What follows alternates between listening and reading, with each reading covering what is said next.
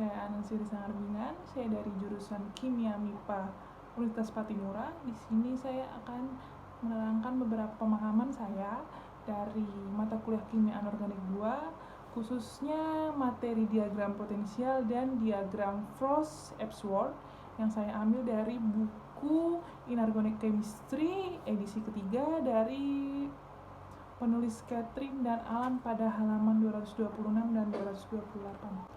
Pada halaman 226 sampai 228 pada buku Inorganic Chemistry ini kita akan membahas dua subbab bagian besar, yaitu yang pertama adalah diagram potensial itu sendiri dan yang kedua diagram Frost-Epworth.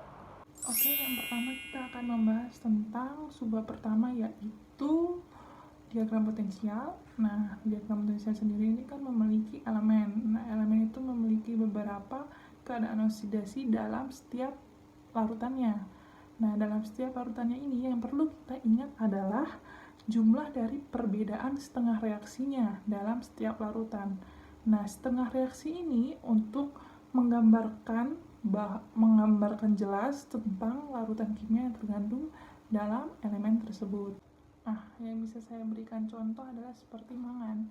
Nah, mangan sendiri dalam spesies larutan dia memiliki beberapa keadaan oksidasi yang tentunya yang bisa kita ketahui secara umum adalah ketika mangan 2 atau mangan 2 plus dengan bilox 2 plus bisa berubah menjadi mangan 4 atau mangan 4 plus, di mana memiliki bilox plus 4. Nah, di situ mangan sendiri memiliki beberapa keadaan oksidasi yang tentunya kita bisa lihat dari beberapa persamaan yang ada di buku Inorganic Chemistry. Tentunya dalam halaman 226 dalam persamaannya dari 8.42 sampai 8.46. Nah, itu adalah beberapa persamaan yang akhirnya kita dapat menentukan potensial reduksinya secara eksperimental. Dari beberapa persamaan setengah reaksi ini, kita dapat menemukan potensial reduksi standarnya. Dari potensial reduksi standar ini, kita juga dapat menentukan nilai N0-nya. Nah, nilai N0 ini kita akan peroleh dari persamaan reaksi lainnya, persamaan setengah reaksi dari 8.47 yang tentunya ada di buku Inorganic Chemistry. Dan yang harus kita perhatikan adalah jumlah elektron akan berbeda dalam setiap langkah per langkah reduksinya. Sehingga kita harus menghitung nilai N0-nya dan kemudian juga kita harus sesuaikan dengan nilai delta G0-nya atau yang biasa kita sebut dengan energi bebas Gibbs. Dari potensial reduksi tersebut, itu juga kita bisa sajikan dalam bentuk diagram potensial reduksi atau yang biasa juga kita kenal dengan diagram Latimer. Nah, seperti pada gambar 8.2 itu menunjukkan potensial reduksi dari mangan dalam keadaan larutan asam pada pH 0 dan larutan alkali pada pH 14. Pada gambar 8.2 tersebut, kita baca dari kiri ke kanan, spesies dalam keadaan oksidasi tersebut ditentukan secara penurunan oksidasinya. Nah, dari penurunan keadaan oksidasi mangan tersebut, kita juga akan mengetahui agen pengoksidasi yang kuat dan agen pengoksidasi yang lemah, atau tentu bisa kita bilang agen pereduksi yang kuat. Nah, jadi di sini kita akan mengetahui nih di mana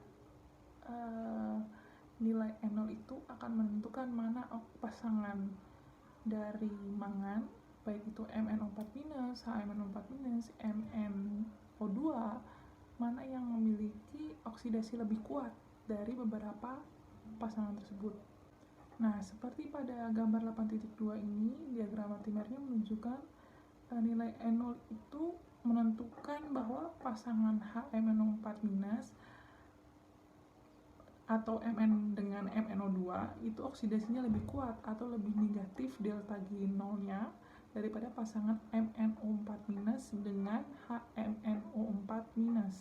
Gambar 8.2 diagram Latimer ini nilai N0-nya menunjukkan nih bahwa pasangan HMnO4- dengan MnO2 oksidasinya lebih kuat atau lebih negatif delta G0-nya itu daripada pasangan MnO4- dengan MHMnO4-. Ini menunjukkan bahwa HMnO4- tidak akan terakumulasi selama proses reduksi dari MnO4- ke MnO. Tidak hanya itu, diagram Latimer ini juga menunjukkan bahwa adanya stabil dan ketidakstabilan dan hubungannya pada disproporsionasinya. Nah, sehingga kita dapat melihat apakah reaksi ini akan berjalan spontan atau tidak. Nah, seperti persamaan 8.48, kita mengetahui bahwa reaksi tersebut berjalan secara spontan.